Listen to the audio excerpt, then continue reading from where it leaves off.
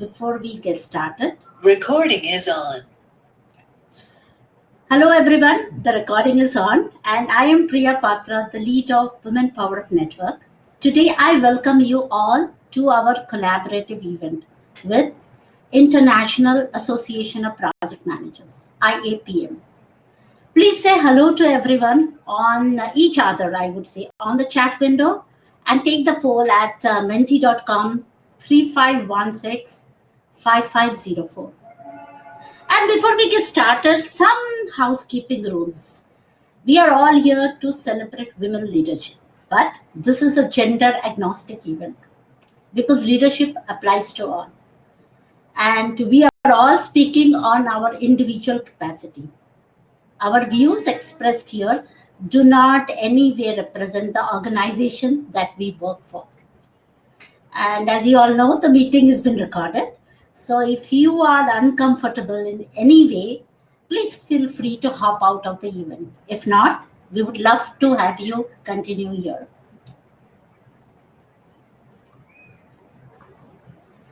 So Linda, over to you. Thank you, Priya.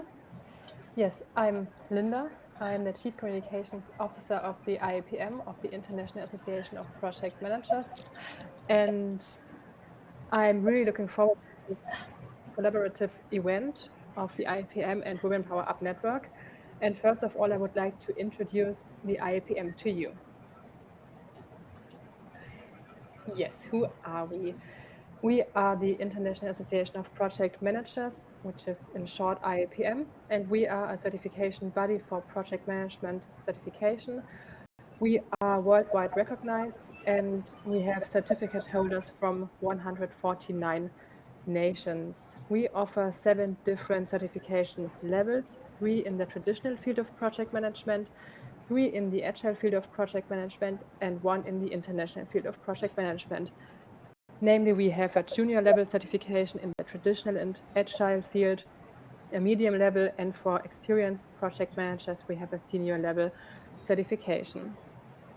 But there are so many different project management organizations, and we have obviously some unique points that we distinguish from other organizations, and I would like to tell you now some of those unique points. First of all, our exams are taken online. At the moment, most certification bodies offer this option due to the pandemic, but we offer it since we exist because we are a worldwide organization, and for us it's important that people can take the certifications when they want to and where they want to take them. And the only thing is that they need to use a computer or a mobile device, and then they can take the tests. We don't monitor the exams, so they just have to sign an affidavit, and then the certificate, the examinees, they can take the exam. The only thing is that a stable internet connection is required. Yes. Then one other thing is that our fees are based on the GDP of the country of the examinee's citizenship. For us, this was very important because it's fair. And for example, a German citizen pays much more than an Indian citizen. Yes. Wow, that's good. All right, so can we move on, Linda? Yes, a few more words. Okay. Our certificates are valid a lifetime. We don't need to recertify. Then we are a network organization or a member organization, which means you don't have to pay membership fee, and that saves you a lot of money. And we are focused on the project manager and not on project management, so on the person within a project and not on project management, which means that soft skills are equally important than hard skills. You can visit our website, which is iapm.net. You can join our group on LinkedIn, and you're welcome to join our next event next Sunday, which is a network meeting on the topic of hybrid project management and digital transformation. I can share the link in the chat. Yes, that was very fast. Yes, thank you. Yeah, thank you, Linda. And I think you'll have to put your mic up again when you speak. But that was a good brief about International Association of Project Managers, and I recommend everyone to visit the website and see what unique offerings that IAPM has to offer. With this, I hand over the stage to Gaurav Gandhi. Gaurav is our personal branding strategist, and he's a big supporter of the community. And we are giving away 2 one-on-one session with Gaurav for improving your visibility with LinkedIn. Yes, we choose to challenge, and we will force positive visibility of women. Gaurav Gandhi, a little introduction about Gaurav. He writes a column for us in our newsletter, Your Story, Your Brand. And he works at the intersection of innovation, academic research, and startup ecosystem. He's a mentor, purpose coach, and a career coach. And he has grown his LinkedIn organically to 18,000 plus connections and 600,000 post views. Gaurav, I really need to know how you do that. Would you want to share a few words how we can achieve this? Thanks, Priya. Am I audible? Yes, you are.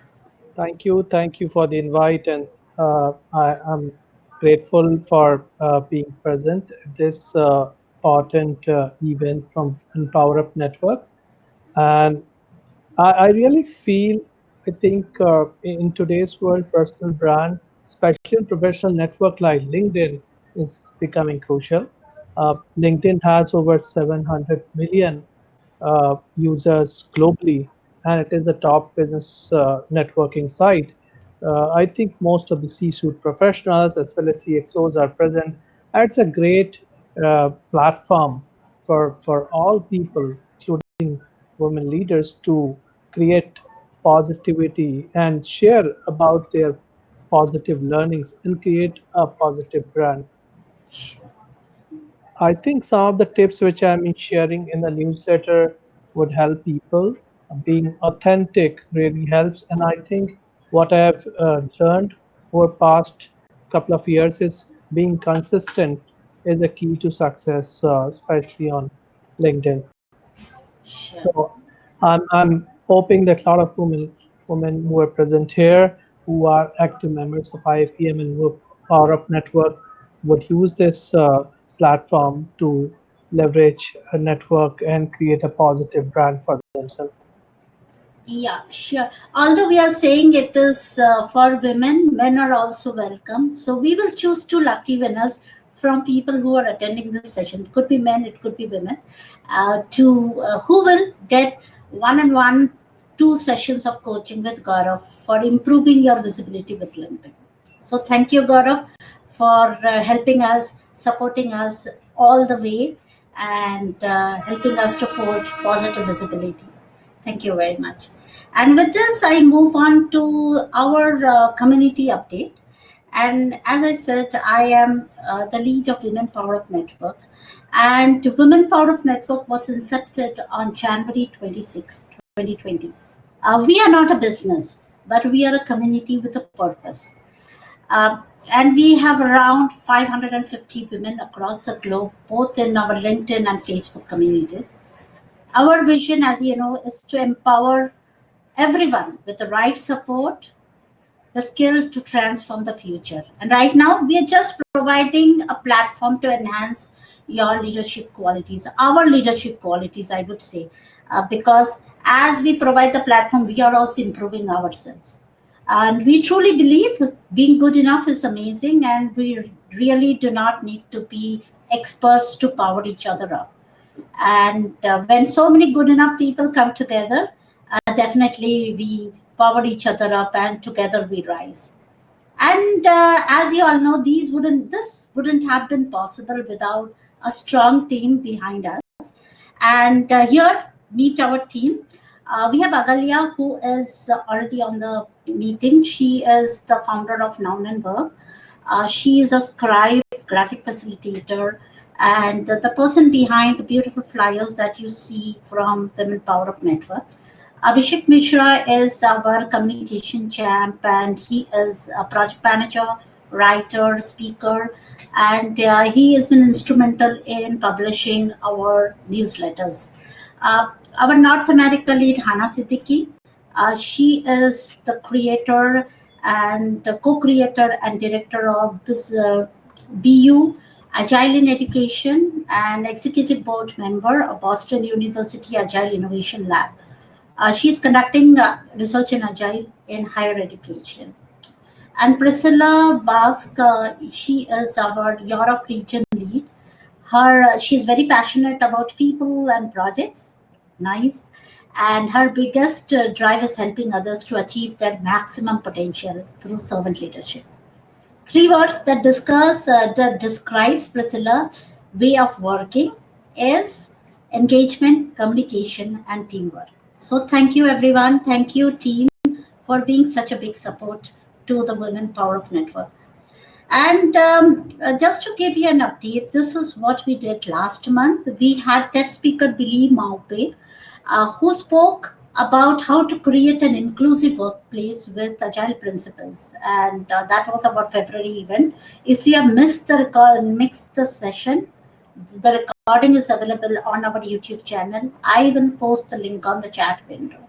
You can go ahead and have a look at it. It was an awesome session, and he really took us to the through the journey of building inclusive workplace with Agile. I didn't know that Agile could be implemented in such scenarios as well. Next month we are doing our North America event, which will be led by Hannah, because she is our North America lead. We'll be reaching out to some thought leaders, both men and women, and we hope to create a grand event. The theme is not finalized yet, so I was not able to put it here. But watch our LinkedIn and Facebook pages for more. And please do join us. And your support is instrumental in getting us through this journey. So, with this, thank you. And I hand over the stage to Linda again to introduce our first speaker. And Linda, over to you. Yes, our first speaker is Dr. Wilma Slenders, a highly skilled strategic advisor, an executive coach, and a management consultant. She's known for her pragmatic business results focus, and she has proven record of success in leveraging personal and corporate transformation. Wilma has extensive experience in working with leaders at all levels and organizations, combined with advanced education in leadership and management. Therefore, she provides a unique perspective on leaders' role in the organization, their relationships, and challenges. She is willing to ask the tough questions and provokes individuals to think beyond their usual perspectives. She has a PhD in leadership, a master's degree in management, and over 25 years experience. And she has founded 4 businesses in 4 different industry sectors. Yes, and she will talk about staying visible in a world where being invisible is easy. The stage is yours, Wilma. All right. Thank you very much. Makes me feel really old when you read that introduction. I've got to say. So I was thrilled when Priya asked me to participate in this session and to talk about being visible in a world where it's easy to be invisible. And I'm passionate about women in leadership. And I've been a woman in leadership for quite a long time, as you can tell. And I believe that there's some things that as women we can do to maintain and ensure that we're being considered as credible and strong leaders. So, so the UN Woman Deputy Executive Director, Anita Bhatia, in July of last year, said that everything we worked for that has taken 25 years could be lost in a year. And this was the COVID-19 epidemic, of course, that we are all still experiencing to some extent. And so here in Canada, what I've heard is that gender equity efforts have been set back by about 20 years. And so why is that? Well, a lot of women lost their jobs during the pandemic. Many women are taking more and more of the responsibility for household duties, homeschooling. And, the reality is that it has been challenging for women to be equal in the workplace all of our lives. So it's nothing new, it's just getting worse. McKinsey, in a study, found that globally, only 10% of executive committees and 8% of CEOs have female representation. And it's for these kind of reasons that we need to make sure that women have the tools to be able to become visible, to boost their careers. And so again, that's something that I'm passionate about. We know that in a group of 4 people where 3 of them are women, 3 are men, and there's 1 woman, that a woman's voice gets drowned out. So lots and lots of evidence for why we need to become more visible.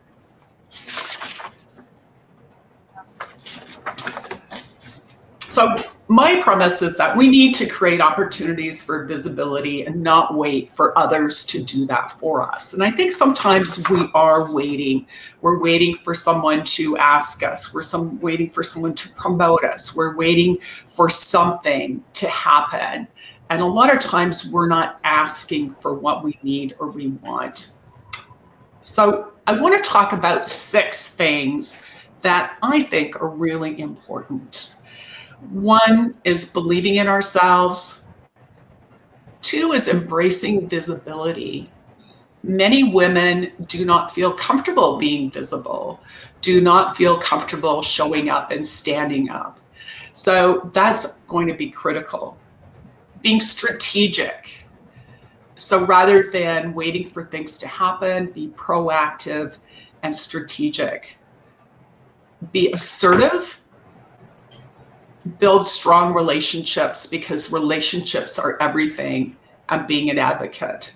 So I'm going to talk about each of these as we go through this presentation. So believing in ourselves. Our attitudes and mindsets can hold us back. So how many of you have thought, well, if I only just do a good job, people are going to notice. I'm going to get promoted if I do a good job. But the world doesn't work that way. So if you're doing a good job in a corner of the organization where no one can see you, it doesn't really matter. You're not going to get promoted. It's creating that visibility for ourselves and believing that we're worthy to be promoted, to be seen. Sometimes we think that we're not good enough. And so I've met a lot of women at all levels, even senior levels, who think that maybe they don't deserve to be where they are, that they didn't deserve the job. So imposter syndrome. And it doesn't, men also have imposter syndrome. So I work with senior executives, and a lot of men have it as well. But it's that belief that we are good enough, that we have the capability, that we have the ability to succeed. So sometimes women hold themselves back, and I know I have held myself back. I suffer from imposter syndrome from time to time, and it's important for me to have people around me that are going to help me get back into that positive frame of mind. Embracing visibility. So to be visible, we need to embrace the concept of visibility.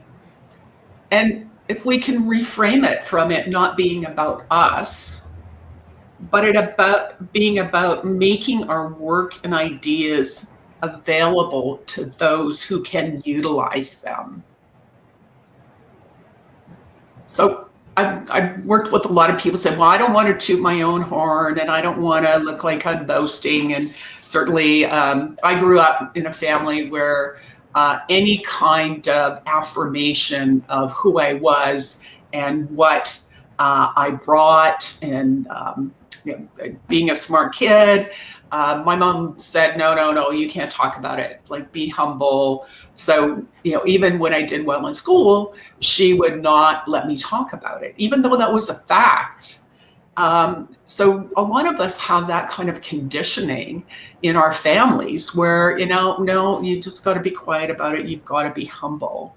And so embracing visibility is really about saying, yes, I can acknowledge my accomplishments. I can acknowledge what value I bring. And I think in particular for women, a lot of times we're not able to articulate the value that we bring. And so if we can't articulate our value, other people can't either. So what makes you unique? What makes you have this contribution that nobody else can bring? And when I'm working with women and men, with career transition, I say, what is it? Like, why should someone hire you? What's unique about you? And they're not able to tell me.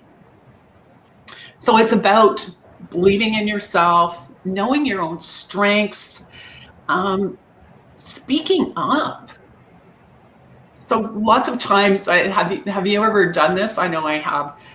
Someone will say, wow, you did a really great job on that project.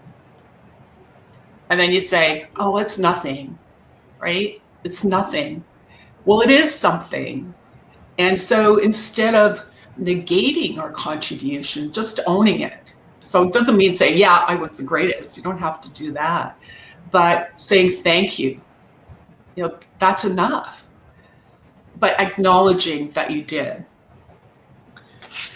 Part of embracing visibility is also looking for opportunities to speak and present, take on a new project, volunteer to represent the team. So lots of different ways where we don't have to get on the big stage, but we can be on the little stage. Being strategic. So I'd like to ask you, and I'm not expecting you to answer, but I'd like you to think about it. Do you have a plan? Do you have a plan for your career? Are you strategic in terms of what you want to achieve? A lot of people don't. And honestly, when I first started out in my career, I didn't have a plan. Now, in hindsight, I realize how important it would have been to have a plan. I have a plan now, but I didn't have one then. Building strong relationships with your leader, building a network, seeking out mentors and sponsors that have organizational clout. So not just waiting for mentors to come to you and say, hey, I'd like to mentor you, which doesn't happen very often in my experience, but actually seeking those people out. Knowing who the influencers are in your company and building relationships. Taking risks and stepping outside your comfort zone. And I think one key point is try and find those people in the organization who have a reputation for considering employees' perspectives, needs, and talents in decision making. So select, instead of waiting for things to come, find those people to work with who are supportive and will help elevate you and support your growth and development. So being assertive, there's being passive, there's being assertive and being aggressive. So being assertive is important. So going back to adding value, when there's an opportunity, to add it. So I'll give you an example from one of my clients. She was invited to a senior executive leadership team meeting, and she went to the meeting. And after the meeting, her coach, we had a session. And I said, well, what happened in the meeting? She said, well, I went and I sat and I listened and then I left. And I said, well, how did you contribute? And she said, well, I didn't. Okay, so you're invited to a senior leadership team meeting and you didn't contribute. Why do you think you were invited? She wasn't really sure why she was invited. It's like, okay, was there an opportunity for you to contribute? Yes. Why didn't you contribute? So when you're invited to the table, make sure you contribute there. You've been invited for a reason. If you don't know the reason, find out. Ask before. But don't assume that your role is to be just to sit there and observe. Your role is to add value. And the reality is, if you add too much value, people will tell you. So usually that's not the case, so you don't have to worry about it. Asking for what you want. Asking for what you need. I was talking with a friend of mine who's in a consulting role, and she was saying, she's on this project. It's basically the project from hell. She's not enjoying it at all. And her boss asked her, something about growth and development. And she said, I don't want to be on that project next year. So ask for what you want. Don't expect people to read your mind. And call out poor behavior when you see it or when you experience it. And this can be really, really challenging. And I totally get that. Like, how do you do that? Sometimes you just need to pull someone aside and say, hey, what you said was not appropriate. So please don't ever use that terminology again. Don't treat me that way. But if you don't make people aware that it's not okay, they don't know and they'll keep doing it. That's the thing. It's there's a saying about we teach people how to treat us. Well, we do, right? Because what we put up with is okay. And that's for anyone, not just women, it's for men as well. But we need to take it to the next level and not just be recipients, but actually be proactive. One thing I've learned throughout my career is that relationships are everything. Everything. So I met Priya through the PMI Southern Alberta Conference, and I attended her session. We connected on LinkedIn, and here I am now speaking to you to a global audience. So how cool is that? So networks, building a strong network, building strong relationships.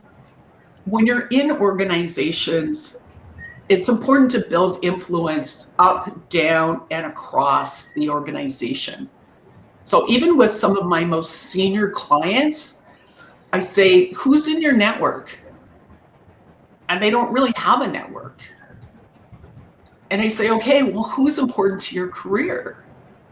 And so then we do a stakeholder map, and we look at who are the people they need for support, who are the people they need to help them grow in their career and possibly lead to their promotion in the organization. It really is who you know, not what you know.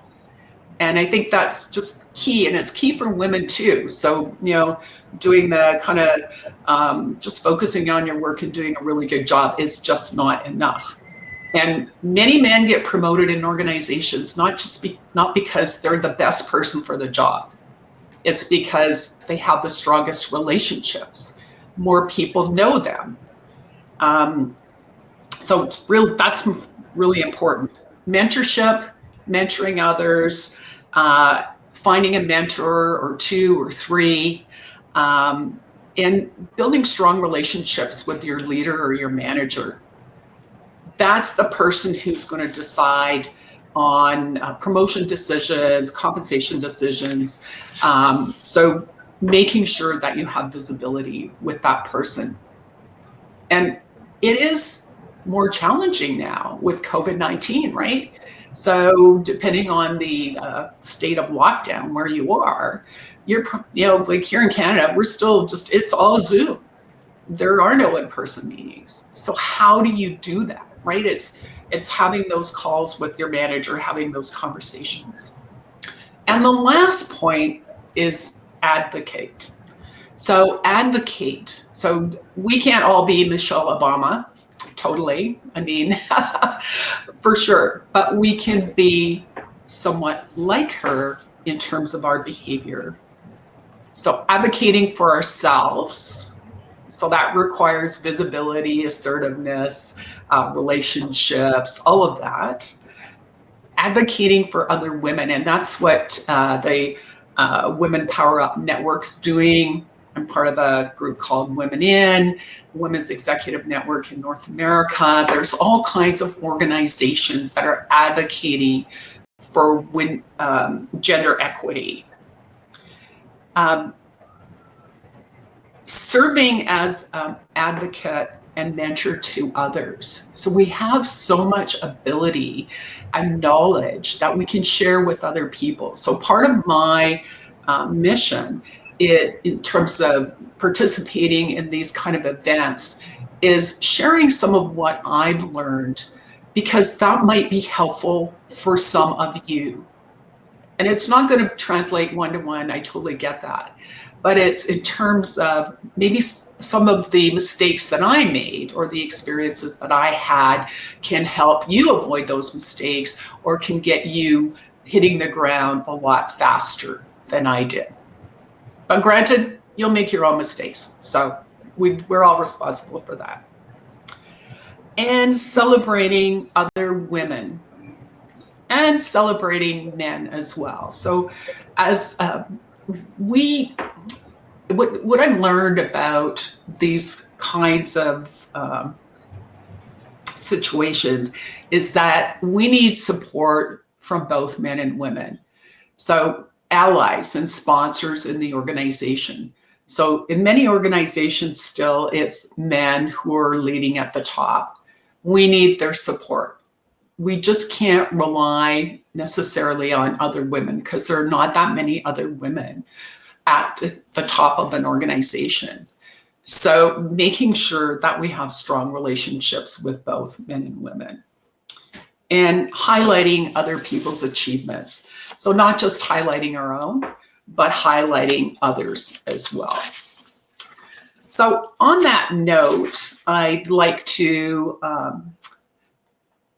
just say thank you for allowing me to share some of my experiences and my thoughts.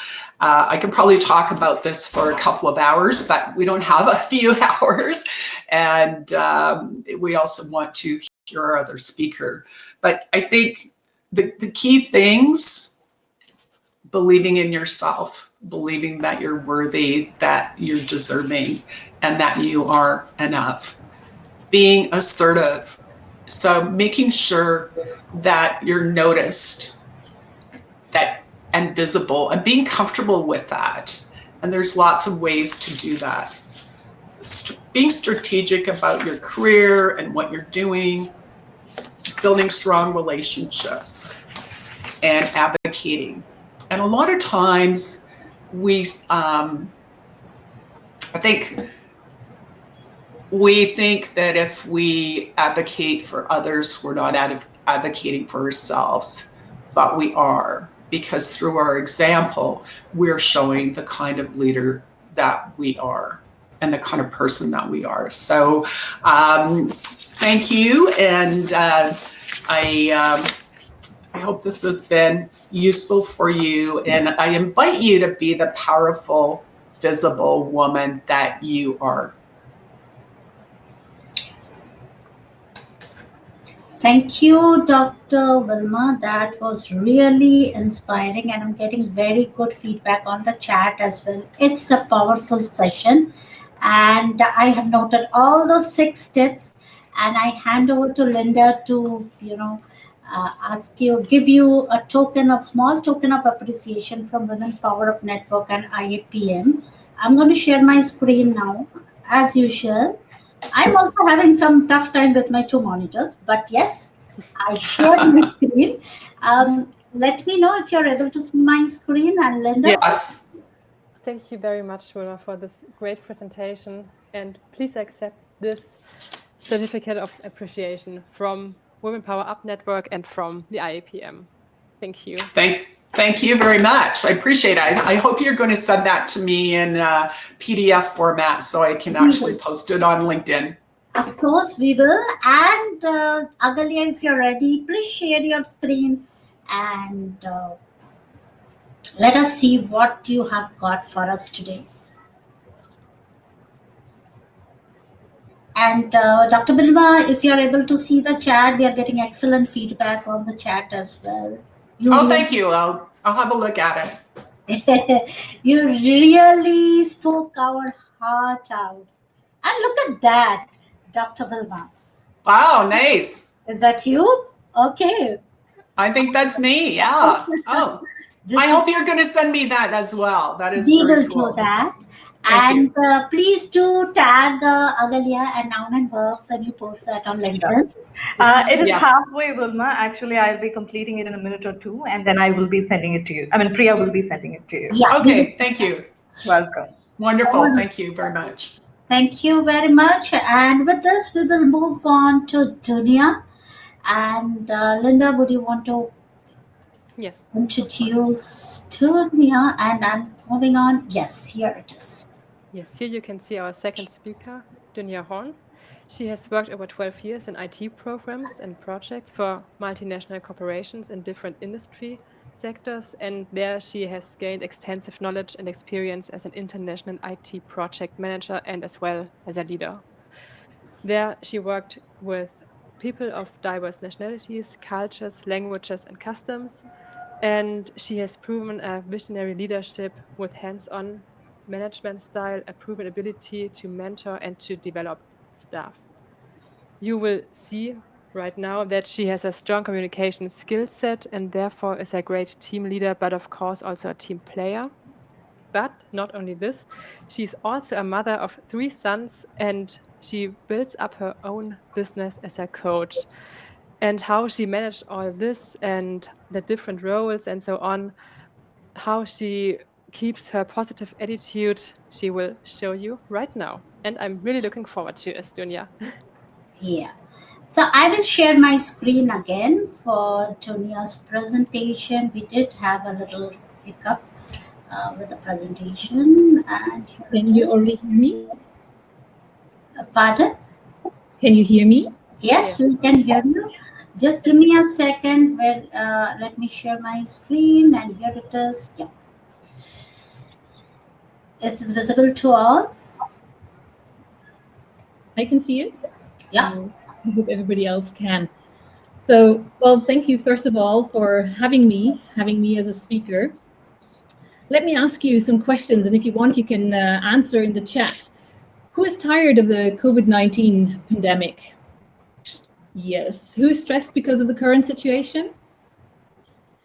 And who knows somebody that suffers because of the pandemic? Whichever way. I mean, there's multiple ways.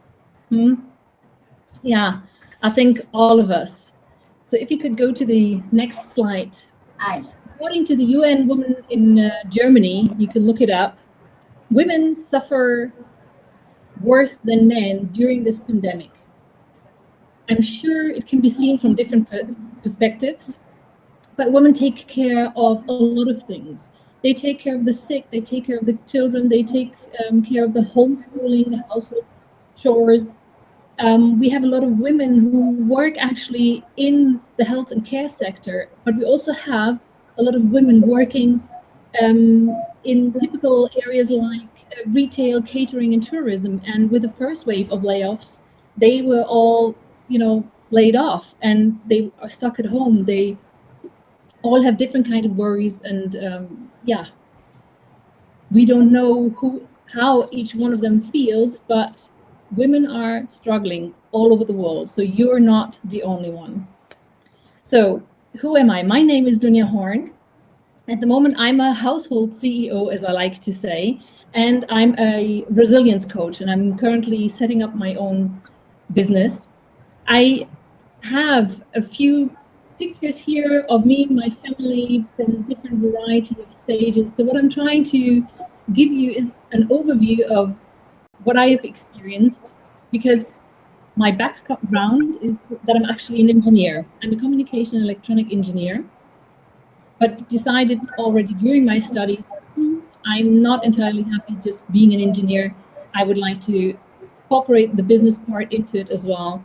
And I've started with Lufthansa Systems, and I was a project manager back then, and I was always the communicator between, and now let me say it in a way that might not be accepted everywhere, but I was always the communicator between men and women, or between the IT department, the engineering department, and the, for example, finance department or human resource department.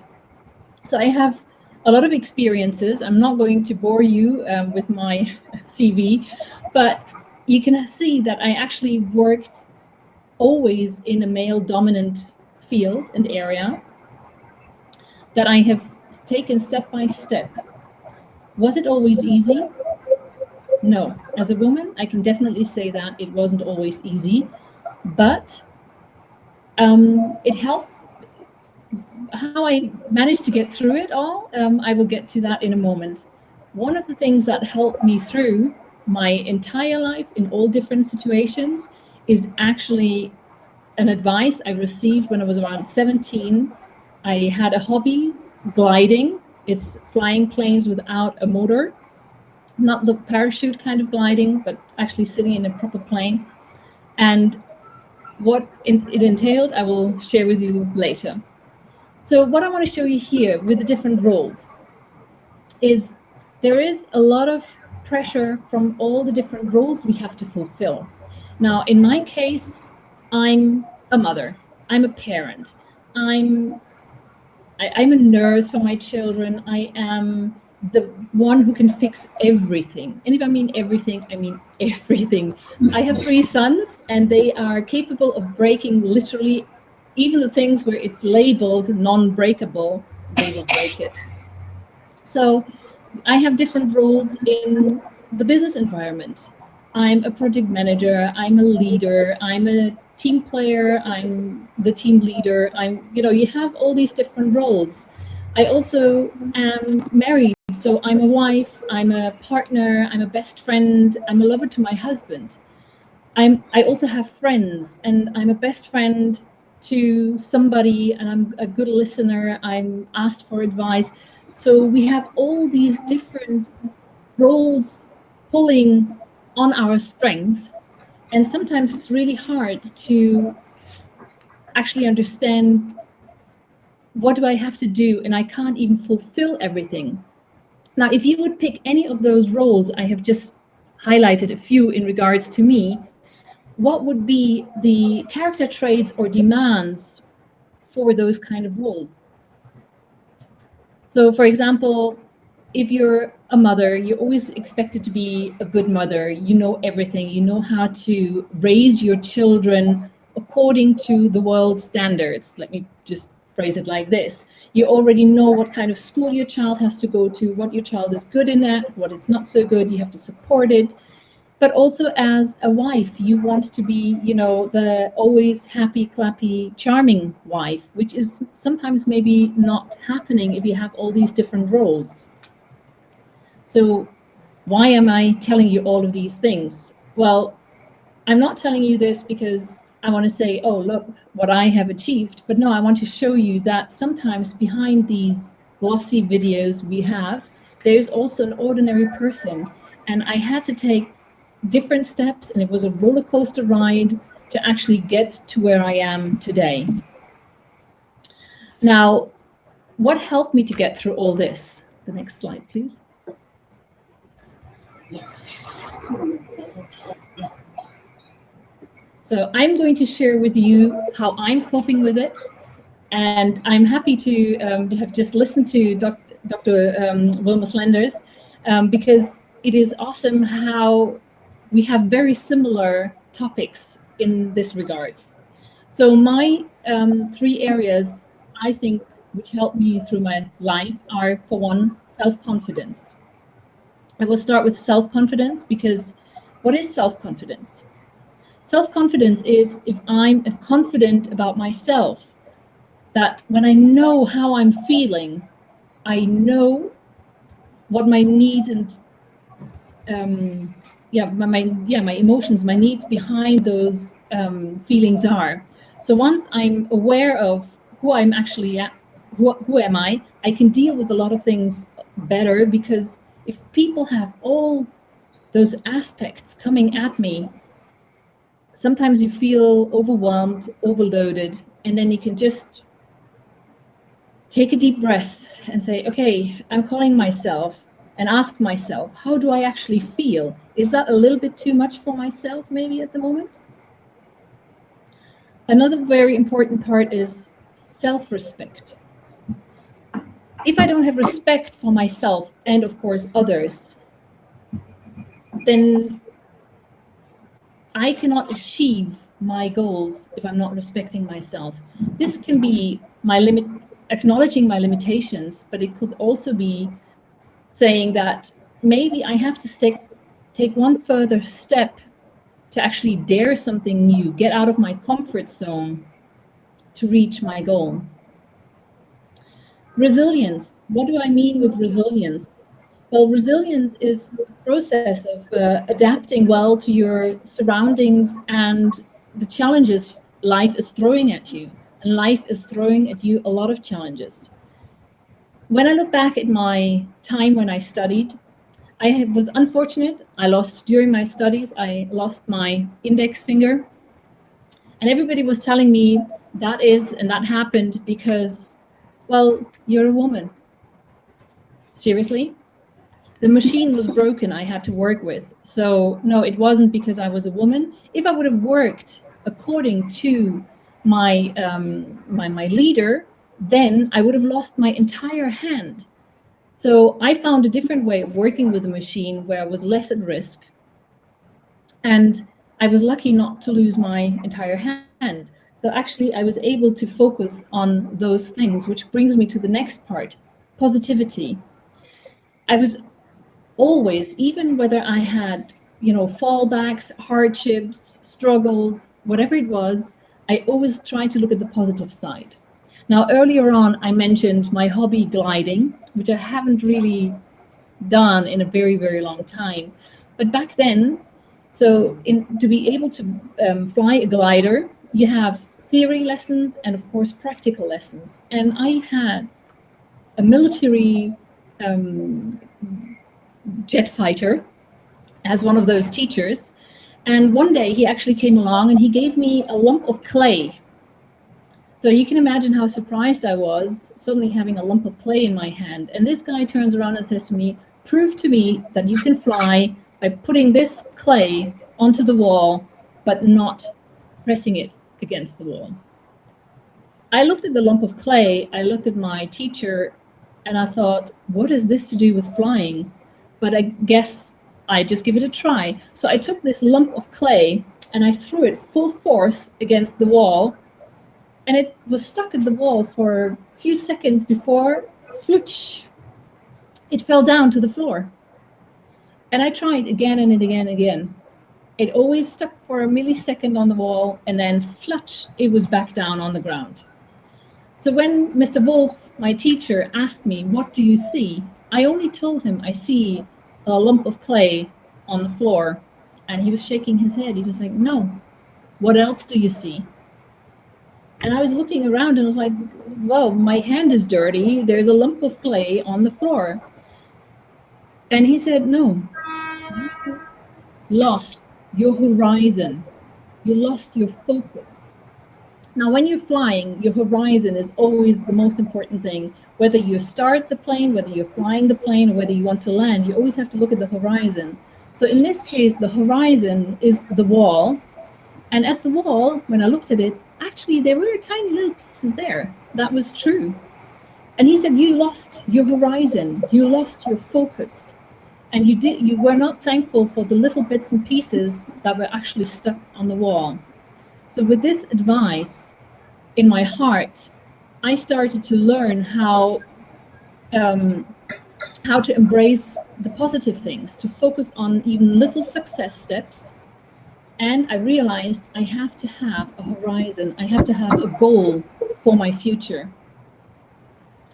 So if you have a positive mindset, you can reach almost anything. I realized that also during my studies. My father is Arabic, my mother is German, but I was born and raised here in Germany. Nevertheless, my maiden name is Arabic. So when I started studying, we had a huge group of male Arabs who were really offended that a woman is studying such a male-dominant engineering kind of area. And they really tried everything to get me out of university, basically, or trying to convince me to study something different. Now, with a wrong mindset, I would have maybe felt insecure, maybe without my self-confidence and self-respect that that's what I want to do and what I want to achieve. And without the resilience I had, maybe I would have stopped at all their attempts. But to me, it didn't really matter what they were saying, because I had a group of people that were supporting me. First of all, my father. Although him being an Arab himself, he actually really encouraged me to go ahead with my dream. Now, if you go to the next slide, I will share you my action steps and ideas I have and I use on myself even nowadays. So first off, I always, find people to support me in what I want to do. I share my ideas, I make myself visible, I talk about it, and I surround myself with people who love me and like me the way I am. I don't have to change for them. I'm just the way I am. I count my blessings every morning. I try to incorporate these steps into my day-to-day cycle. So sometimes when I hear the kids already up and running, mommy, can we play? Can we do this? I take a deep breath and I'm lying in bed and I count my blessing. And I'm thankful that it's another day. We all wake up, all healthy. We don't have corona. Or I do it while I'm brushing my teeth. I'm brushing my teeth and I can say, okay, I'm thankful it's sunny today. I'm thankful that we have, it's another school day, because I don't know where you're from, but here in Germany, we have a lot of school closure, and homeschooling is a completely new topic to all German parents out here. So just think about, what am I thankful for? Because once you have a thankful heart and once you have your mind triggered to positive things, you have a better start into your day already.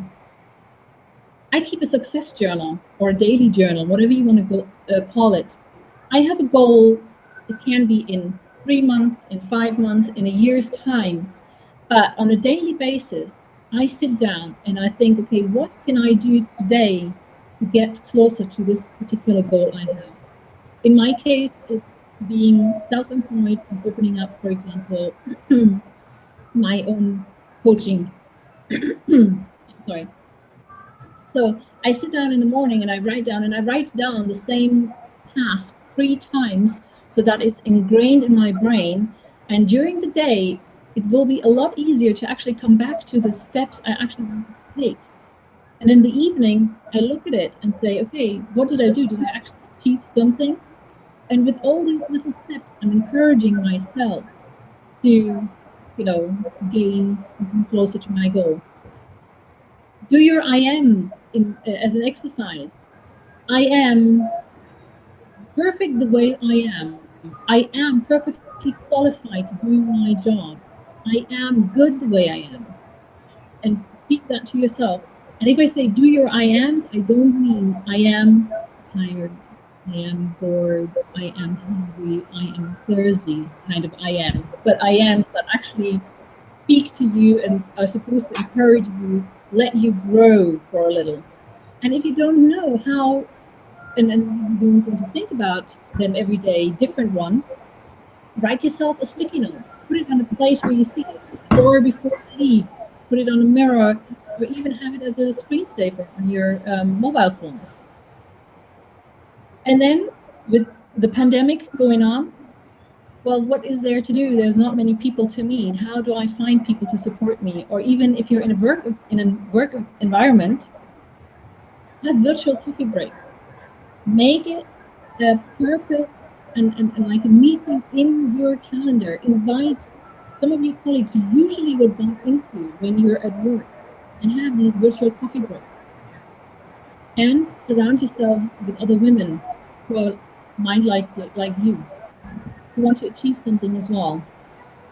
See if there is even a woman on a higher rank, invite her as well, and try to make it a habit of having the lunches together, so that they can share their experience, what they've been going through.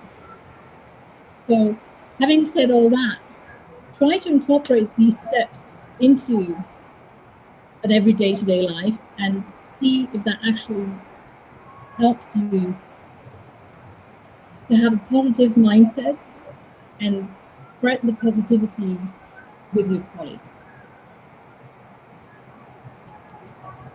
If you have any more questions, feel free to have them all in our chat. We're looking forward to listening to you.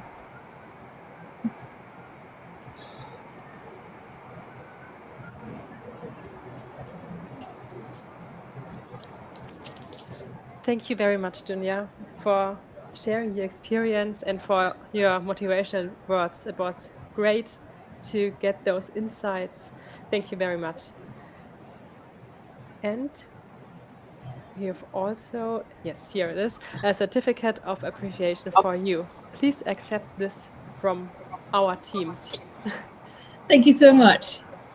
It was a pleasure to being here, and I hope it helped a little to, enlighten your day and have some positivity. Yeah, very, very inspiring, Dunja. And I also struggle with so many things going on. Yes, Grace would like to speak. Grace, do you have a question? You can unmute yourself and ask the question to both My Wilma. apologies. My apologies, Priya. Sorry, I never knew my hands were up. Oh, okay, not a problem. But if you'd like to ask a question, yes, this is a time you can do so. While Agalya is sharing her screen. Do you have a question? Grace.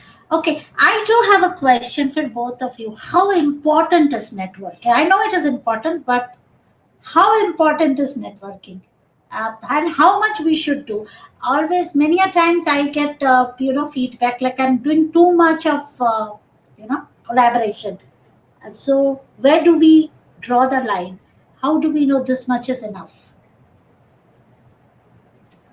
Well, I'll weigh in on that. I don't think that you can ever have too much collaboration. So whoever said that to you, I don't know, but I wonder about kind of what they're thinking. I think networking is critical. I don't like to network, so having just said that, it sounds like I'm not supporting it. I networking, I think, is critical. However, a lot of people don't like doing it like me. So I reframe it to building relationships. And so again, going back to the value part, what kind of value can I offer to somebody else? Right? So it's relationships are there's two people involved, and there's some form of need or want. So personally, I don't think you can do too much networking or too much collaboration. Sure. And I think we can see the scribe of Dunja's. Priya, I have a question here. So shall I ask, please? Yes, please go ahead. Yeah, so thanks a lot, guest, for your valuable suggestions. It's really eye-opener. So After listening this Wilma's and Dunja's words, I have a question actually. So this is based on my past experience in one of my earlier organizations where I went myself. So where in my earlier organizations, once I switched my company. So after joining that company, one of my earlier company's male colleague asked me whether do you have any other opportunities for me as well. So I said, okay, let me talk with my manager on that area. So then when I was talking with manager, he asked me how much he is getting currently drawing now. So we have to check that whether we can able to offer him or not. So then I said, okay, let me check with him and come back to you. So when I spoke with that man, it was like a blasting for me. Why? Because he was very less experienced as to me as compared to me, and as we both are the colleagues, maybe different projects, but the work whatever I am doing is too high as compared to him. But still, the pay is too much different. So I was like really surprised. So why undervalued myself this much? So how can I know whatever I am doing is this much valuable work I am doing, but the value whatever I am having is for the correct one or not? So that was a really very daunting questions from there to now as well for me. So either of you, if you Dunja or the Wilmams can explain a little bit more on this area, how can we value ourselves? How do we identify? So what are the sources we can able to check, at least to get to know? So we need to have some points to know these things at least, right? So if you could able to, if you can highlight some light on that area, it will be really helpful for like us many women. Yeah, I'm audible, right? Yes, yes, you are. So, Wilma and Dunya, do you want to take this question? I think it's more about how do you value yourself and do not, undervalue. Exactly. Yes. We have So, to know, right? So the work we are getting is what we are getting. That's way. What are the sources? How do we identify that at least? So from my perspective, I think doing some competitive intelligence in terms of what are people in similar roles making in different companies, and you can do that through there's many salary surveys. There's professional organizations that the Project Management Institute has those kind of surveys. Glassdoor will tell you a lot about the companies. So I think first of all, it's important to do some research in terms of like what are people getting paid for these kind of roles. So that would be, I think, the first step. And then so when you know that, then you have greater opportunity to negotiate. But if you don't, then obviously you don't have that negotiation power. The other thing is that women a lot of times will not negotiate. So that's the other thing. So my view is go in high and you can always go lower. But if you go in too low, you're not going higher. That's not how negotiation works. So that's another strategy. And through your network, informal network, find out like what are people getting paid in this particular role. So I'm sure Dunja has a response as well. I don't want to hog this conversation. No, that's fine. That I would have said almost the same thing. So first, if you have to do some research, and even see what there's, the job posts which are out there, go out and have an interview, even if you're not planning on changing, but get a feeling of what is really out there. Put yourself out there, because you're going to be in this interview for a job you don't actually really want to have. You're going to be so much more relaxed, and you will get out so much more information than you would probably get when you're in a real life situation. And also, when you go into the negotiations, negotiations are always hard. They're always tough. Especially we as women, we feel guilty going into negotiations. But what is important when you go into a negotiation, what is your value you're bringing to the company? It's not about, but I need a higher pay rise because my colleague, he's earning so much more and he's doing the same job, or because I would like to move into a different flat and that one is more expensive, or now I want to send my child to a private school which I can't afford otherwise. These are not reasons which are important for companies. So you have to find what are the reasons, what's the value you're giving to the company, and you can then, once you know what your worth is, you can start to negotiate on a completely different level. Yeah. Yeah, exactly. I got the point. Thanks a lot, Linda. Thanks a lot. Thanks so much for both of you. You're very welcome. Yeah. And I have one more question actually. So if you have some time. Yeah, make it fast because you're already 7 minutes. Yeah. Actually, so the thing as you grow up, so when I was a developer, the perspective was completely different. So, but when I coming to the leadership roles as and when, so it's like as Brinda said, right? So in the when you go to the some meeting, you have to add value to that meeting, right?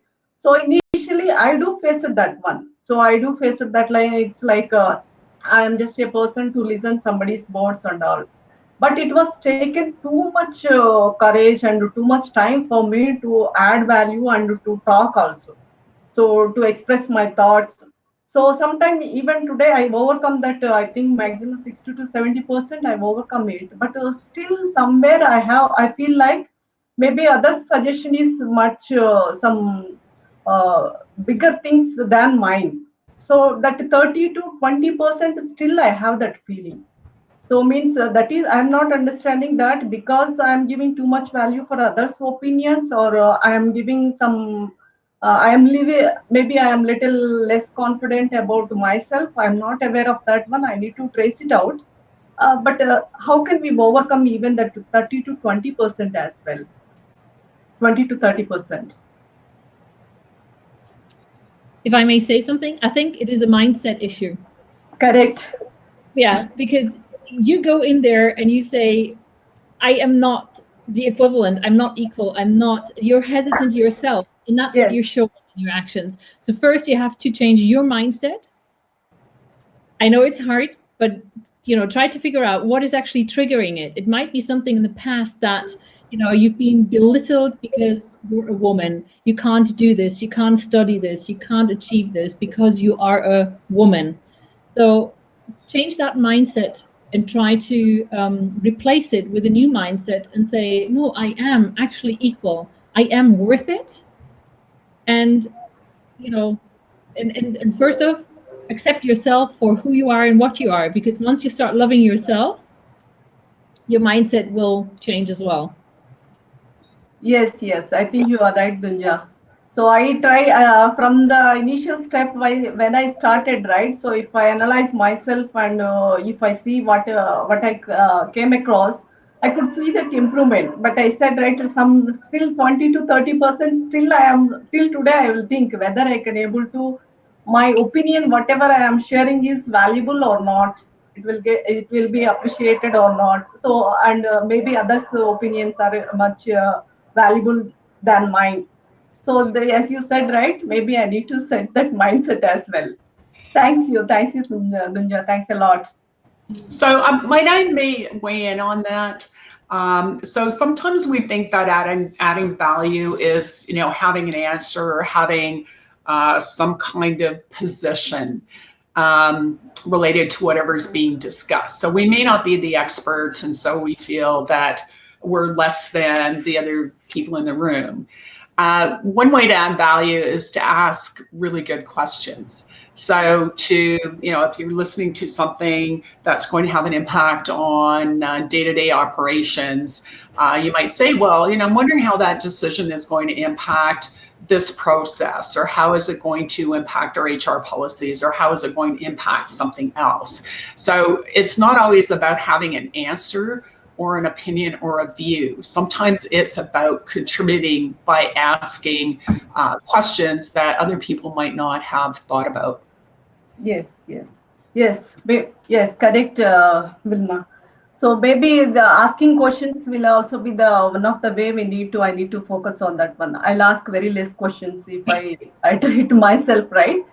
So I ask less questions. So by in the mind itself, I think like, okay, I know about this one. That kind of thought I will get usually. So that is also one of the self improvement I need to do. Yes. Thanks a lot. Thanks a lot. So we'll have to stop here. The discussion can go on for long, long time. But everyone, please feel free to connect with Wilma and Tony on LinkedIn and take this conversation forward. I have shared my screen to display the scribe made for Dunja's discussion. We will send this to everyone who has participated in this event. Thank you everyone for joining in, and the winners for today's one-on-one coaching session with Gaurav Gandhi or Saraswati for asking so many questions, and Grace Johnson. And this is totally through a lucky draw. And everyone, please do take the feedback on menti.com 3516 5504. And with this, I hand over the stage to Linda to say a few closing words before we sign off for today. Yes, thank you very much for everybody who was here today. It was a great session. There were many great insights and it was a great time. And I hope that all of you have enjoyed it like me. And yes, thank you very much, everybody who was here. And thank you, Wilma, and thank you, Dunja, for these two great presentations. And I really like these pictures. Yeah. And thank you, Dunya and Wilma, for your time. We really appreciate taking time and speaking to our community. You are an inspiration for our communities. Thank you very much. And everyone, thank you. We will catch up again next month. Thank you. Thank you. Thank you so much. Bye. Bye, everybody. Thank Bye. you. Bye. Thank you, everyone. Have a nice day. Bye-bye. Bye.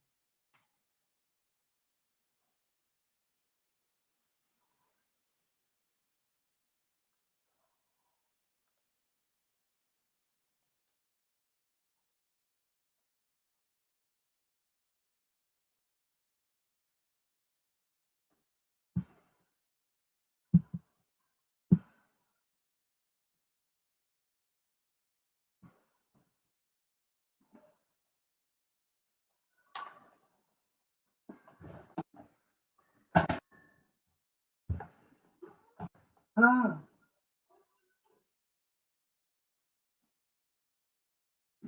you finished it? That's great.